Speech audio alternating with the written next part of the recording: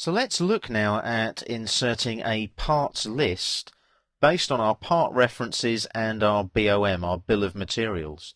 Now we've part referenced the bracket and the column there of the conveyor bracket assembly. So if I quickly go now to my bill of materials here and just specify the conveyor bracket assembly, you can see it's the default there on the command line at the bottom of the screen. So I just press enter.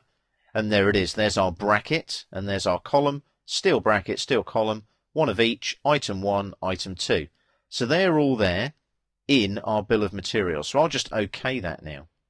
Now what I've done in this particular drawing is if we go to the A3 Landscape tab, we have a viewport there set up of, there's our bracket and our column, so there's a top view, a side view, and a front view.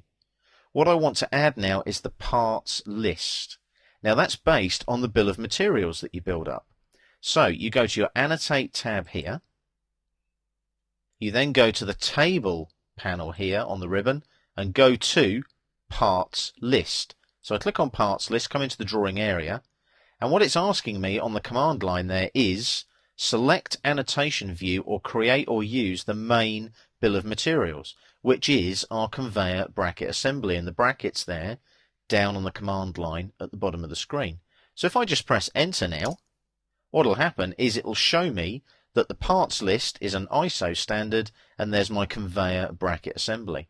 Now the parts list name, obviously we want to change that. That's going to become conveyor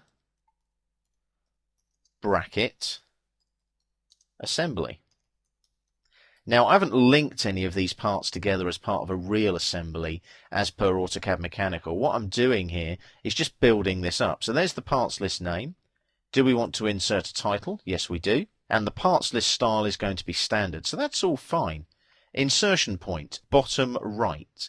Let's change that. I'm going to change that to, let's say, bottom left. Probably a better one, similar to 00 when you insert something like a title block border. Line spacing is single, and we've only got 2 items there, but I am going to enable a column split, where we either wrap left, number of rows, wrap right, number of sections. I'll just OK that now, and there is my parts list. Now I'll bring this into the drawing. I'm just going to drop it next to the viewport and left click, and there's my parts list there. Now what it's done, based on what those settings were, is it's allowed for 20 rows. Can you see that there?